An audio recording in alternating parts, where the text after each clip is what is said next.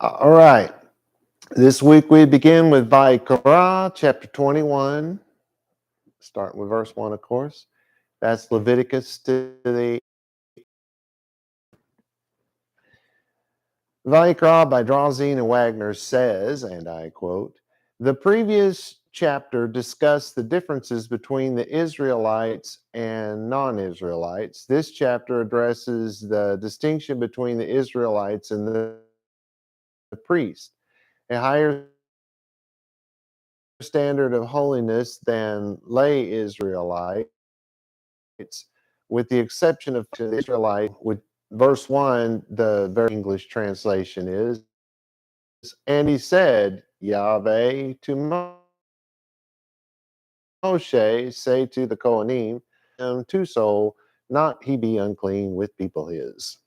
Okay, so we begin with vayomer, which is to say the primary signification is to bear forth, hence to bring to light, to say something. It is to suppose or think something. The way I like to put it, it is to shed the light on the subject. Okay, so who's going to do this? Well, Yahweh, that's the next word, God's name. So God is saying, it says El Moshe, to Moses. So God said to Moses, Emor, which is the word that they used of God, that's Yomer, comes from Amar, and Mor comes from Amar. So they're both the same thing, to shed the light on the subject. So he says to Moses, God is shedding the light on the subject to Moshe. He's telling Moshe to shed the light on this subject.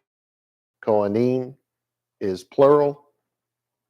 The priests are the Levites who work in the temple. They make the sacrifices. They are counselors to the people. There are all kinds of things that they do. Keep the temple clean, paint it when it needs it, that sort of thing. There are all kinds of things that they do. And then it says to the Kohanim, then it says B'nai Aharon. So B'nai is most often translated as sons. It comes from Ben being singular, B'nai being plural, or Banim is the same plural, masculine plural, just like B'nai is technically a masculine plural. But this word is not masculine nor feminine. It is used of both men and women, girls and boys, the children. And when you say children, and you're saying like B'nai Yisrael, you're not specifically talking about the little kids that are running around with, snotty noses and dirty diapers. No, that'd be talking about the adults as well. The children of Israel are the children of God. So it's used of little children and of adults. But you see what I'm saying, right? So he's saying to the children of Aharon, Ve'amarta, which is from Amar. So shed the light on the subject here. Alem, to them, to these Kohanim, the children of Aharon, le nefesh. That's to soul. It's your soul, the part of you that lives on after you die. And I believe we get this idea. We use the word soul in English, and I believe the way we use it from time to time comes from the Bible itself, from the Hebrew Bible or Old Testament, as Christians call it. How many souls were on board? Whether it's a ship or a plane or something like that, they'll say souls. How many people were there? How many persons were there? Different ways that it could be said, but they use the word soul for that, and God's using it that way right here. This is lo yitama, do not be unclean. There's all kinds of explanations about what cleanliness is and, what they mean by don't be unclean. But it's very, very simple. If God says to do it and you don't, you are unclean. If God says don't do it and you do, you are unclean. It's exactly the same thing as if God says to do it and you don't, you commit sin. If God says not to do it and you do, you commit sin. To commit sin and to be unclean are exactly the same thing. So we're not talking about walking outside, tripping over something, and falling in a mud puddle. No, this is biblical purity. This is Levitical purity, as people used to like to call it in the 1800s, but it's biblical purity.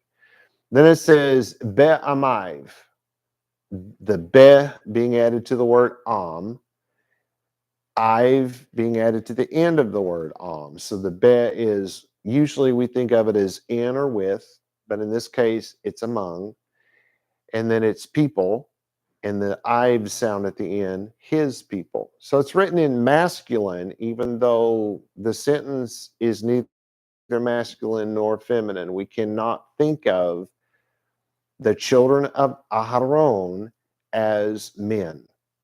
We can't think that way. We can't think of this as saying the sons of Aaron, which I'm sure a lot of your Bible translations will say that, but that is not what this word is saying. It's saying children. That's going to be very important a little later on. So my translation, and Yahweh said to Moshe, speak to the Kohanim, comma, it's real important, the children of Aharon. The children of Aharon are the Kohanim. And say to them, the Kohen, the children of Aharon,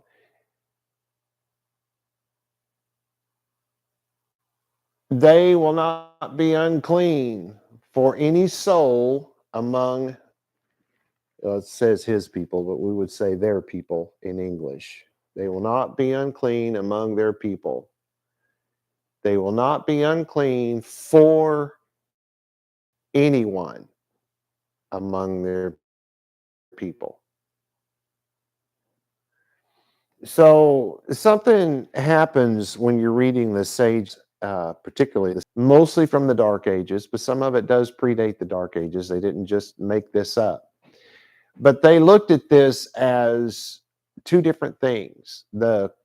Say to the Kohanim was one thing, and then say to the children of Aharon was a second thing. So vaYiqra by Drauzina Wagner pointed out that Pseudo-Jonathan preferred to distinguish parallel statements as being not one but two distinct matters, as I just said. No doubt many of the sages followed the same line of thinking because Pseudo-Jonathan is very early in history. Nachmanides wrote that saying to the Kohanim, followed by speak to the children of Aharon, was just two different ways of saying the same thing, and thus written this way to add emphasis, in other words, importance, to the law. As if God needed to add importance. What's more important than God's law? Anyway, I mean, God's more important, but you can't separate God from the law. God is the law. Anyway, because what's the law? It's the Word. In the beginning was the Word. The Word was in God. Hello. The Word was God. I'm just saying.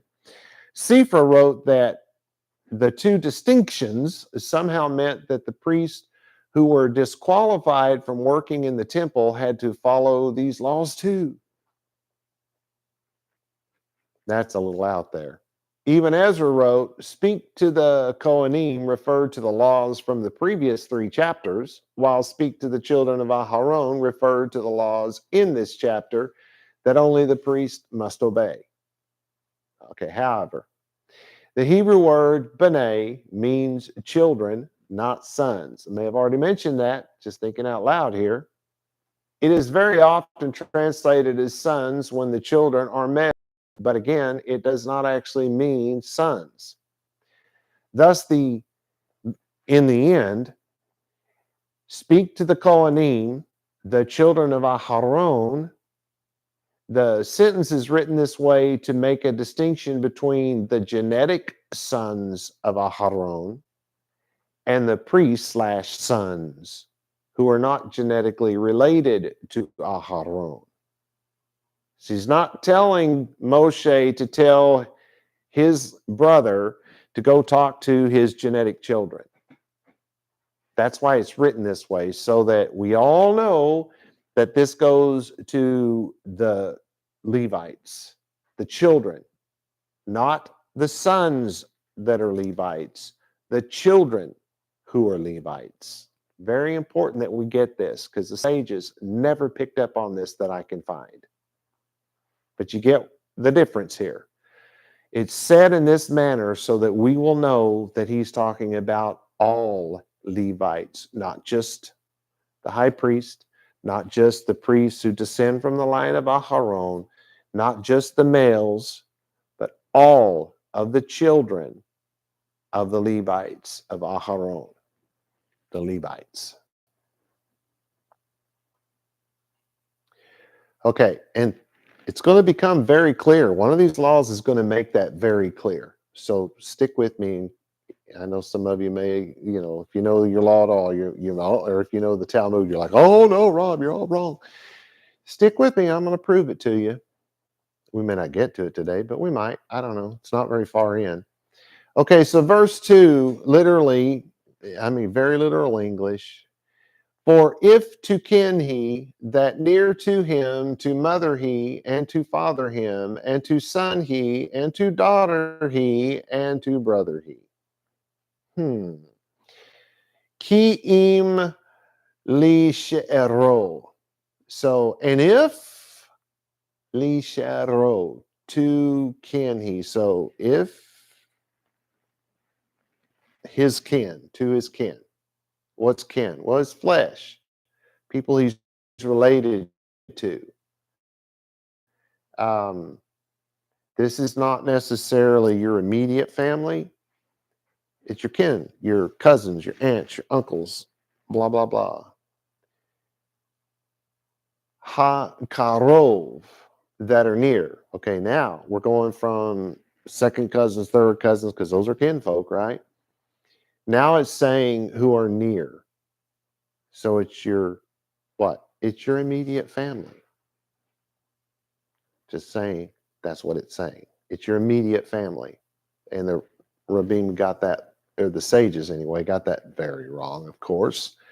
Elab, to him, li'imo, to mother he, so to his mother, u le'aviv, and to his father, ve liveno, and to his son, u levito. I know you can't hear bot in the middle of that, but that's the word, and his daughter. U le'achiv, and his brother. Now remember, it's near to him. This is immediate family. And now it's laying out who the immediate family are. So your translation.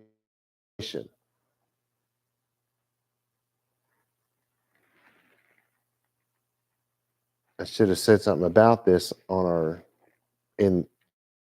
well, forget. I think it's Eam. Is that what we started off with? Seems like it ought to be.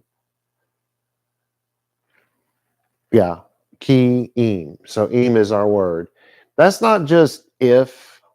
They can be used to behold, truly. This one is used in a lot of different ways. I'm trying to think of an example here while I go back down here. Except, if, for, because, lo, behold, and even the word except. So what's it saying? Except for his immediate family, for his mother, father, son, daughter, and brother. I left a whole bunch of stuff out because we don't write things that way in English because we have the comma.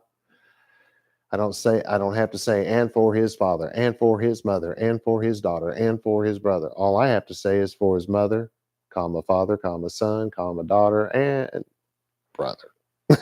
Right? So it's a lot simpler in English. What just happened? He said that the Kohanim, the Levites, among the people, are not allowed to be unclean. They're not allowed to have sin in their lives. They're not allowed to make themselves unclean. I should say it that way because that would make more sense. So not allowed to make yourself unclean except for your immediate family, your mother, your father, your son, your daughter, your brother. For those people who are in your immediate family, you can make yourself unclean. So where is this going to go?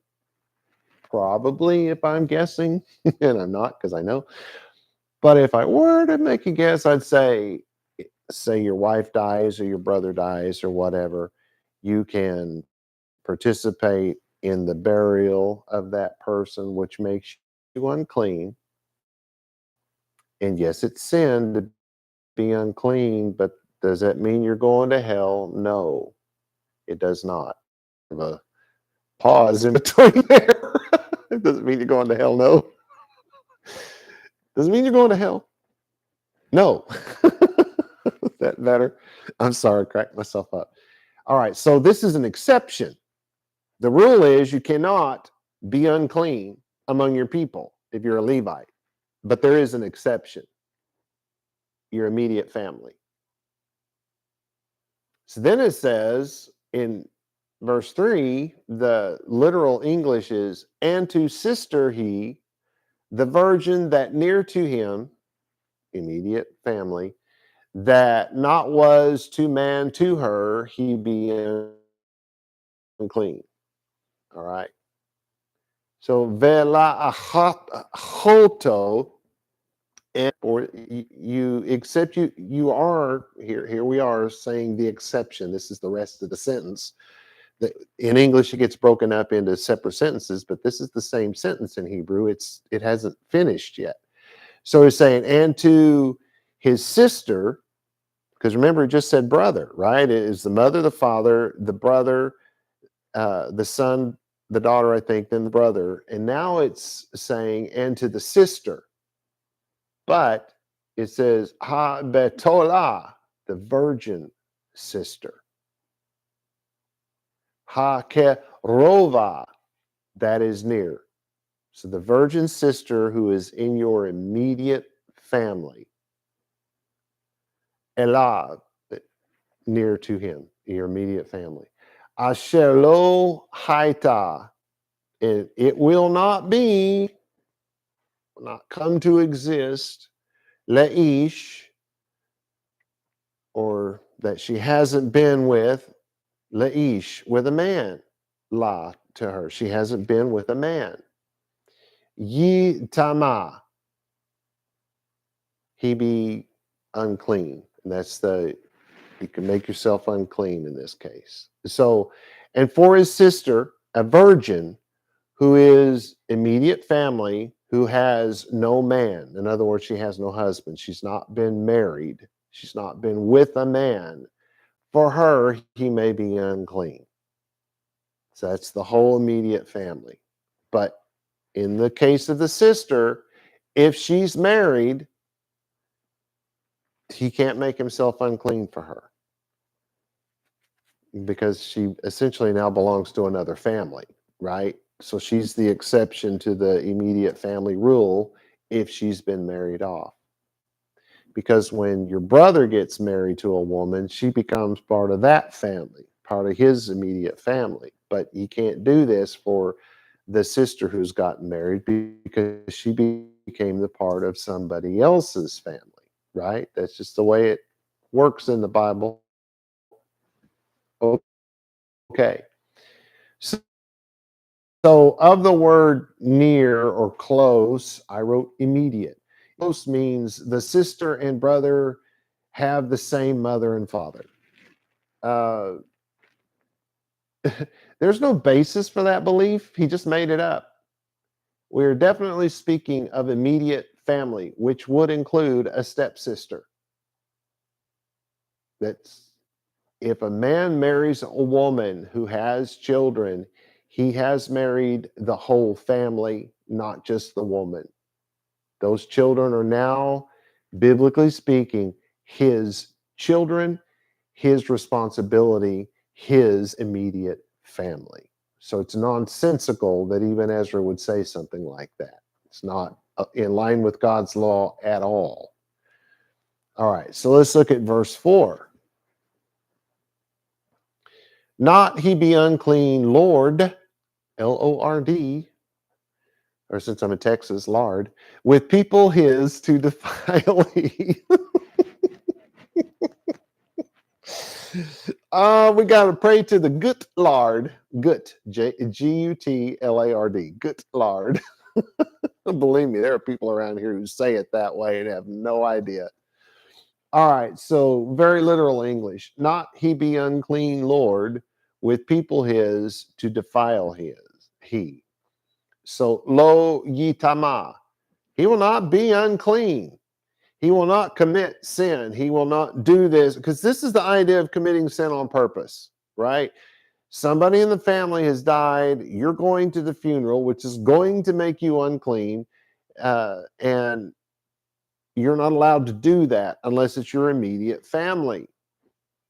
So it's saying here, he cannot be unclean. He cannot make himself unclean. Then what's it say? Baal. Now, we all know that word means Lord, right? We all know this. We've heard this word many, many times. And we also know that Baal is just a generic word for Lord. Just a generic word. Just like Elohim, Adonai. These are just generic words. They are not the name of God. We don't have to write G minus sign D. That's nonsensical. That's just a generic word for God, whether the God who created everything or some false God created by some human. It's just a generic word. Just like this is just a generic word. And by the way, Baal is used of the God who created all that is. They do call Yahweh Baal in the Hebrew Bible. Look it up. I don't know if Google will be any help, but look it up. It's there. Lord, master, possessor, owner, the boss, the big kahuna. Gadol kahuna. Gadol kahuna. That's a real Hebrew word, and it means exactly what we think kahuna means. That's a borrowed word from the Hebrew language, just like amen is a Hebrew word. And every language uses amen. And many of them use kahuna. Just saying. So God's calling these priests, these Levites, Lord. Yes, he's using that word of them. Then it says, Be'amiv, so it's among his people. We've already had that word. Lehechalo, to defile he. This word is used of perforate, and it's used of people being pierced through, people being stabbed, and they use it of bread. They'll poke the little holes in it for whatever reason. Cooks do that. I have no idea. Or maybe they poke holes in foods. I'm not sure if it's bread, but yeah, they do that in bread. Otherwise, you would never see a cracker. It has all them little holes in it. It's perforated, right? And they use that because it's the same word for wounded. You stab somebody, they are now perforated, they're wounded, they're laid open, that sort of a thing. So they use this word for defilement, because when you commit a sin before God, you are laid open and bare. You are wounded. So a Lord cannot be unclean among his people by defiling himself. Yes, the Kohanim are lords. vaYiqra by Drauzina Wagner says, the former word generally denotes husband, which Baal is used that way in Hebrew. but could mean high ranking. I can't find a place anywhere in the Hebrew Bible where it means high ranking, but I digress. It probably does somewhere. The latter is among his nations, but it is unclear which nation or nations are meant. I doesn't say anything about nations, so I don't know where they get that. Nachmanides believed the word meant honorable and believed that the priest would dishonor all priests if he touched the dead.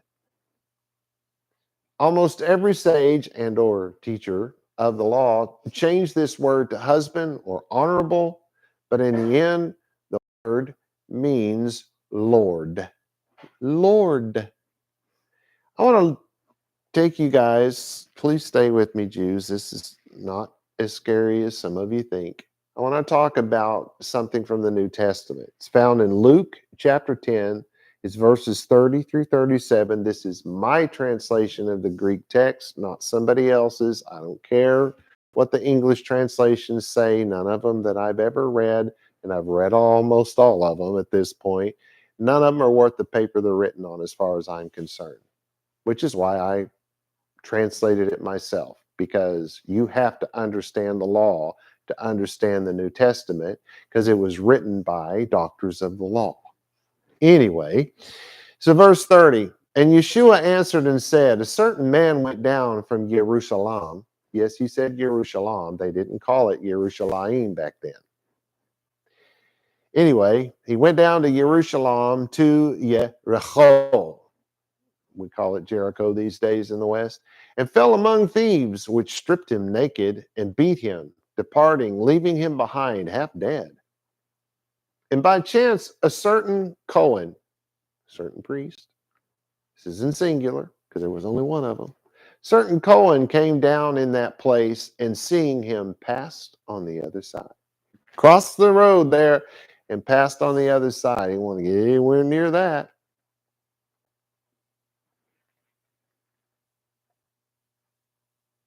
Let's look at the word Levi, because that's coming up.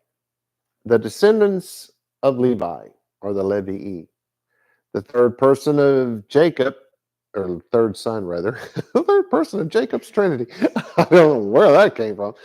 Some kind of Freudian thing there, I guess. The third son of Jacob and Leah was named Levi.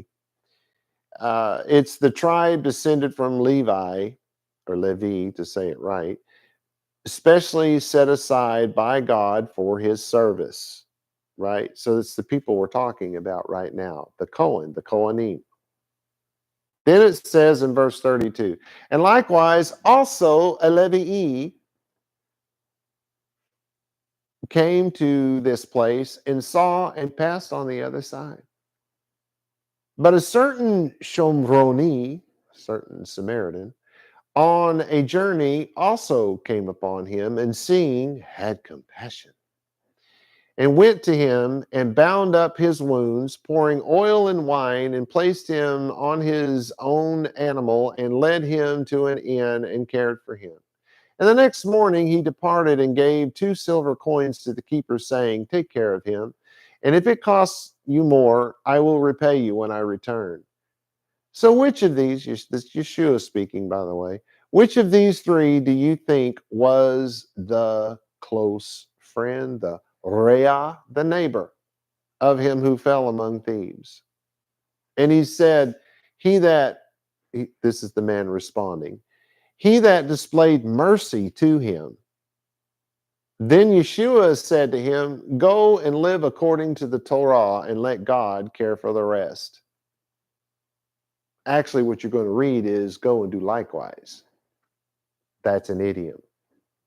Go and live according to the Torah, and guess what? God's going to take care of all the rest. What happens here? When you're an American reading this in English, you make some connections that are not there. The one that's the most horrible of all the connections that you probably do make is that it says that the Shomroni came upon him and had compassion. And so what do? Oh, well, if he had compassion, the other 2 did not. Now, it doesn't say that. And in Hebrew, if the other 2 weren't showing compassion, he would have said something about that. You have to in Hebrew. It's not here. Guess what? You can't make that connection. You can do that in English, but you can't do that in the language this was written in by the men who wrote it. They would never have done that, and they didn't. It's just that when you translate this into English, all of that gets lost. So, what's happening here? Some see this mashal, this parable, as a slam against two Jews, two Yehudim, two Jewish men who did not care enough about a fellow human being to try to save his life. The lawyer of the Torah recognized that brothers show each other mercy because he said, the one who showed mercy. And again, see, the other two didn't show mercy. However, the mashal is not telling us that those who show mercy are brothers and those who do not are not. Come on. My brothers never showed me any mercy. What about you? You guys who grew up with brothers, they ever show you any mercy? Did you show them any? Just saying. Yeah, you can't say that because it wouldn't be true. Some brothers will show mercy, some brothers won't. You cannot make that conclusion. If the Cohen or the Levi would have helped this man, not only would they have broken the Torah of God that we just read by touching a bloody man, they would have made themselves unclean among their people. Shomronim lived according to the Torah. Did you know that? Oh, they were half Jews. Well, I'm not so sure you can really say that because they lived according to the Torah. They were waiting on Mashiach just like everybody else was. What's the whole story of the woman with the well say to you? When Mashiach comes, he'll show us all things. Well, if you're not living according to the Torah, how in the world do you know about a Jewish Mashiach? Just throwing that out there. But they would have broken this very law. Now you starting to understand why they went across the street to walk. They were forbidden to do this because this was among their people. Look where they were. They were in their homeland. They were headed to the temple to do their job, and they were not allowed. The actual point of this mashal is simple. If we all do that which God commands us to do, it should be obvious that he will take care of the rest. In short, God knew that seeing that man in this state bothered his priests. And since it mattered to them what would become of this man, God took great care of this man. That's called shalom. Whatever matters to you matters to God. One of the versions of the story does actually talk about at least one of them being very conflicted about it. He really wanted to do something about it. This one it didn't, but it is part of the story. Anyway, let's look at verse 5. Not he baldness they, bald, in head them, and edge beard there, not he shave they, and in flesh there, not he cut they cutting. This was a little tougher to put together if you don't know your Hebrew. Lo yikerechu. So this is the negative article. This is not to be. What's not to be? He baldness they. It's really the word for make smooth. And so that's where we get the idea of baldness, because if you shave your hair off, technically that should be smooth up there, right? I've never tried it. Don't think I ever will. But he's not allowed to make baldness. And then it says karha, and essentially these are both the same word. One is baldness and this one is bald. So if it's used of a land that has no trees, it's called a bald land. Or if a land has no grass, they call it bald. It's more often a land that is without trees or without, you plowed your fields and nothing's growing in them. They're called bald. But it's of the idea of the smoothness, nothing's growing, so they use it in that way. But this is uh, of the head. How do I know? Because the next word is be rosham, rosh. There's your root word. Be rosham, in head them.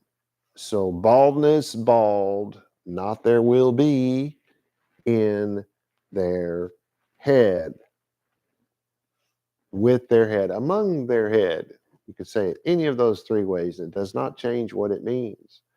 This is your head. The thing that I'm slapping right now is my forehead. But why is it? Because that's the front of my head. This is the back of my head. This is the bottom of my, you guys get it. It's the thing that sits on your neck. Ufa'at, and the edge, the corner. There's a note in here. It said Jewish doctors rightly explain in Leviticus 19:27 and 21:5 it was prohibited to shave them, and the Arabian notions shaving them like the Egyptians are called in reproach. Ket zuzeh, pe'at. That's the edges is pe'at. Men with whiskers cut off. And so then they point out Jeremiah 9:25, 25:23, 49, 33, 32 rather. Those are all the things about shaving. There's some of them, not all of them. Men who did this beginning in the late 1700s and through the 1800s were called bald-faced liars, men who shaved their faces. Bald-faced liars, because if you shave this stuff, what happens? Your face becomes bald. And since God said you cannot shave your face, thus, if you shave your face, the truth is that you're not allowed to. So if you do it, you become a bald-faced liar. That comes from Judaism, that saying. So when the people started typing lies on paper, that became a bold-faced lie. Anyway, there's your history. Then it says Zekanam, which you might can hear the word for old person there. It's the beard, it's literally the chin, right? The edges of their chin. So it's going from the bottom of your ear to the bottom of your ear. All of this is the edge. It's not just this. So you used to see the mutton chop because they would leave the two big sides here and then cut all of this in between. Now, it's not that you can't cut your mustache, and you can probably shave off this funky little thing here, but all of this down here has to stay. You can't touch the edge of your beard. That doesn't mean you can cut up here and then leave something hanging underneath. No, the edge is wherever it's growing from. So whatever. Guess it's important that we understand the edge. It's your sideburns and your beard. So anything above that is above the edge. You follow? Ye galachu. So not, they will shave. They're not allowed to make that smooth. This part here. Am I doing a good Vanna White?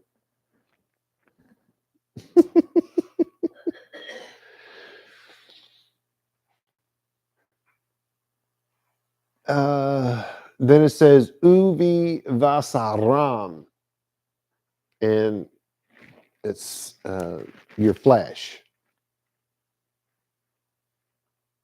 Basar is your flesh. So this is obviously in plural, masculine plural at that. And in flesh there, so in their flesh. So something about and in their flesh, what's going to say? Lo yi se retu. They will not cut. You cannot cut your flesh on purpose. Then it says sa ratet. Cut. You will not make cuttings by cutting. kind of what it just said. All right. I lost my little thingy there. All right. So my translation, they will not make baldness on their heads. They will not shave the edges of their beards. They will not make cuttings in their flesh. Because again, in English, we don't have to quite say it the same way. So of that word for shave, Rashbam wrote that God gave this law to keep the Yehudim, the Jews, from practicing pagan practices. However, God is not concerned with pagan practices. Right is right, wrong is wrong. God does not care what the pagans are doing. He does not make laws based on what the pagans do or don't do. He makes laws that are just, true, pure, and holy. So Rashbam is wrong, and everyone else who says that kind of nonsense. As you may imagine, rabbinic teachings saw flaws in God's words, so they added that shaving only applies when the priest is in mourning. So he can't shave when he's in mourning. Bechor Shor wrote that Israelites had some shaving restrictions while priests were not allowed to shave at all. Really? Because the restrictions are identical. Just, okay, whatever. vaYiqra by Drauzine and Wagner says, and I quote, Rashi explains the rabbinical interpretation of the law. The prohibition on shaving is only with the straight-edged razor, and not which they did not have when God gave the law. Just going to throw that out there. And not with implements like scissors. The modern electric shaver is ruled to belong in the category of scissors because it has two blades that clip in a scissor-like action. So you can't shave with a razor, but you can cut it all off as long as you don't use a razor. Yeah, because, God didn't know what he was talking about. Yeah, God didn't really mean that. I find that stuff appalling. Absolutely appalling. Anyway.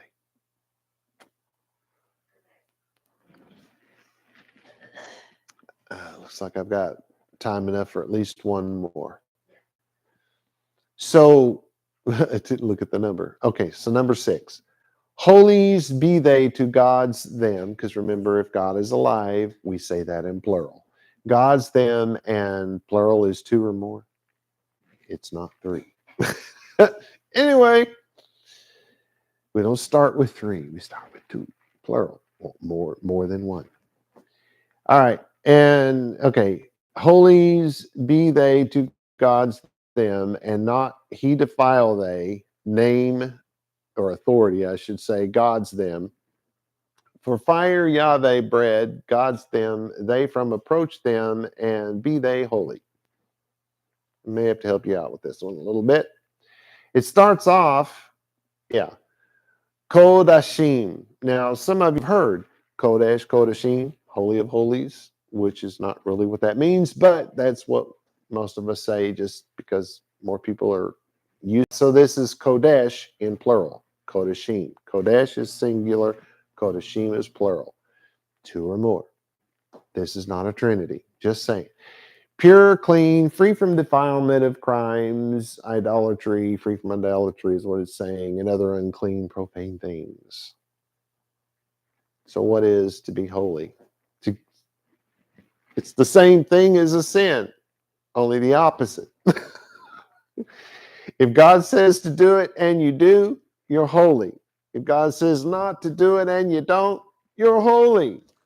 See how it's the same and the total opposite at the same time? So you can say sin is if God says to do it and you don't, that's a sin. But if God says to do it and you do, that's to be holy. That's how simple this is. That's all you have to know about how do I become holy. Do what God said, don't do what he said not to do, and you'll be holy. That very exact same thing can be said about the word righteous. And faithful. You can say the same exact thing about faithful. Because they all 3 words, faithful, righteousness, holiness, are exactly the same thing. There are three different ways to say the same thing. So we've start off with the whole idea of holies, and then it says ye you. They will be holies. Not holy, holies. Why would he put that in plural? Because it's forever. It's not plural because there's lots of different ways to be holy. There's only one way to be holy. That's to obey God's law.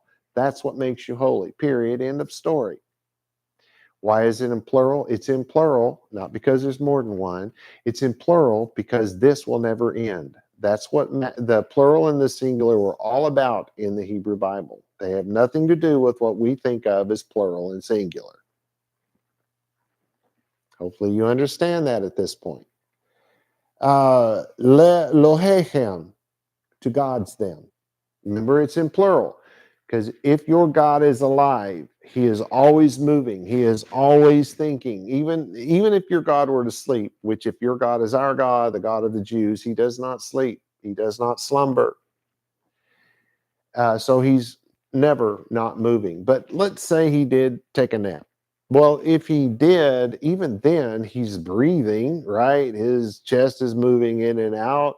And even when you sleep, your eyes, your eyelids and your eyes move, your face moves, you move around in your body, your bed and all that kind of stuff. So no matter what God did or didn't do, he's never not going to be moving. He is alive. And so since God is alive, we say gods, Elohim. We say God in plural.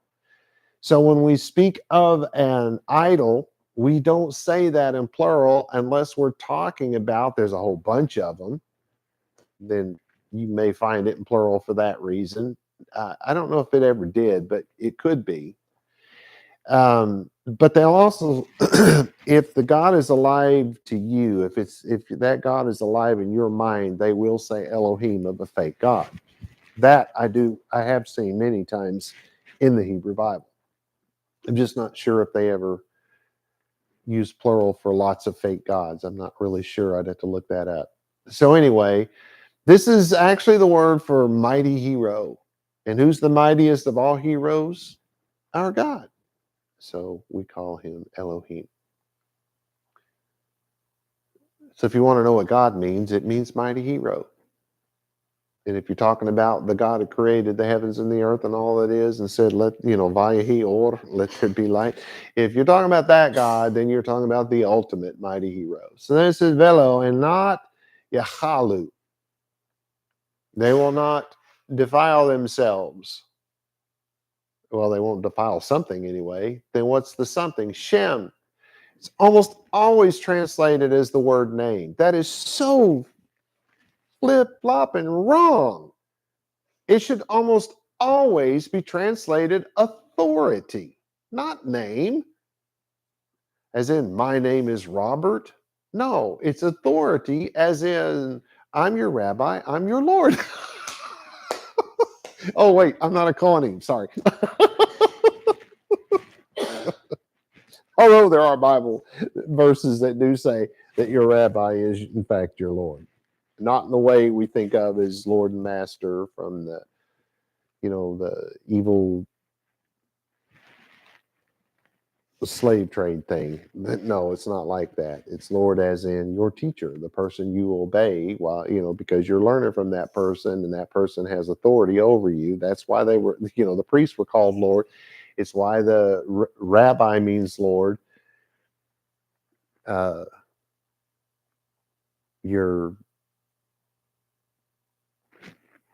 The police are the Lord over you, according to the Bible. We just kind of think of it a little bit different. But Shem is the same thing here. It's authority. We're not talking about a name here. We're talking about an authority. Well, what authority? Elohim. Does that sound like God's name? It's not God's name. How can you say the Elohim, because that comes from Elohim, right? Elah is your actual root word there. Their God is how we would translate that in English, right? So the authority of their God. And what's next? Ki et ishe for this. This is esh. It makes it somehow it imitates the sound of fire. Sounds kind of like your libation offering pouring the water on a hot metal surface, like what's that called you cook pancakes on? A griddle. Like pouring liquid on a griddle, that sound. That's what it's imitating, right? So it's used for a sacrifice. It's a word we use idiomatically in the Bible and in life, if you're speaking Hebrew, for a sacrifice, because it's burnt sacrifices.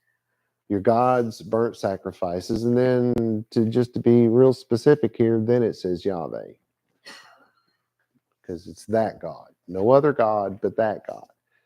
And this is lechem, which is the word for bread. Elohim, so it's the bread of your God. So God eats that bread. Is that what we're supposed to get from that? No. Elohim, in this case, or lechem rather, in this case, is no different than saying esh. It's a sacrifice. It's not the bread like the shewbread, as it's called in the English Bible. It's not the bread of the faces, because it uses the word panim. Lechem panim or panim lechem. I forget how it says it, but it's something like that. The bread of the faces. That's how it's really said. The bread of the presence, because if you're before someone's face, you're in their presence. So it's sometimes translated that way. Literally, it's bread of faces. So we're saying the bread of God. That means the sacrifices to God. That's not talking about something God eats.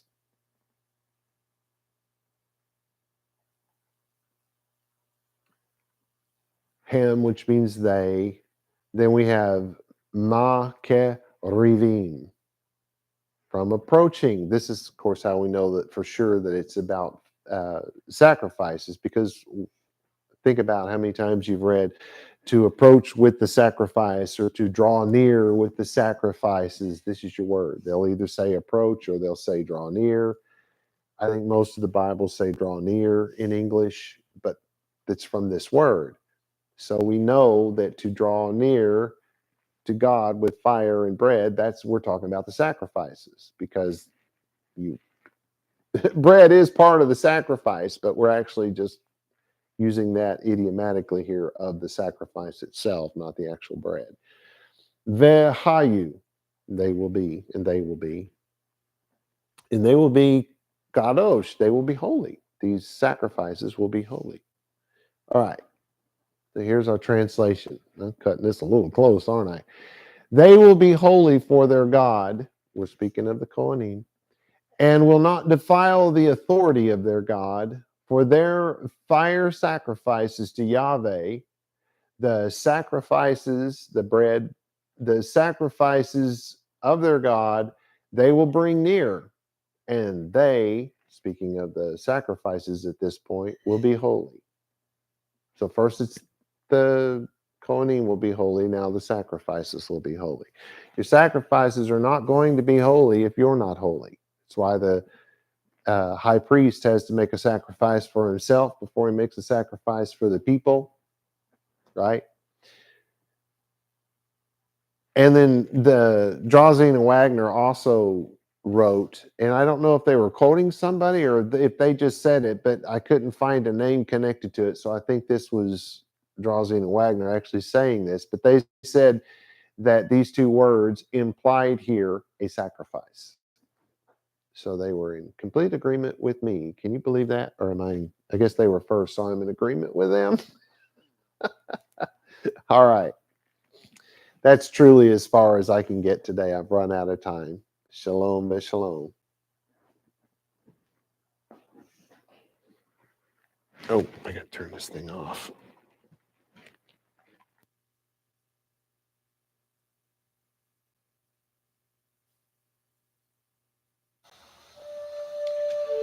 The blessing, Be'ivrit. Yevarecha Yahweh v'yish merecha. Ya'er Yahweh panai v'lecha v'hunecha. Yisa Yahweh panai v'lecha v'yasim lecha shalom. And in English, May Yahweh cause you to lie down so that you may rest. May he touch and caress you. May he prepare you for what is ahead. May he watch over you. May he keep you from harm. May he cause goodness to grow in you and take away the bad. May he arrange your life and cause you to flourish. May he cheer you up and gladden your heart. May he cause his light to shine through you. May he show you tenderness and favor and love in his presence. May he show you kindness and be delicate towards you. May he show you his generosity, mercy, compassion, and desire for you as it comes forth from the depths of his soul. May he lift you out of your pit and deliver you from the things that hold you prisoner. May he draw you to his chest and cast his eyes on yours. May he show you his love and desire for you as he cradles you in his arms. May he bear your punishment and pardon you of your sin. May he take you for his bride. May he establish a foundation in you. May he place his name on your heart and mind and make your body his temple. May you be his treasure. May you always be on his mind. May he draw you near and comfort you when you are afraid. May he assure you there is nothing to fear because he is with you. May you and all that concerns you be at peace because he is your friend. Amen.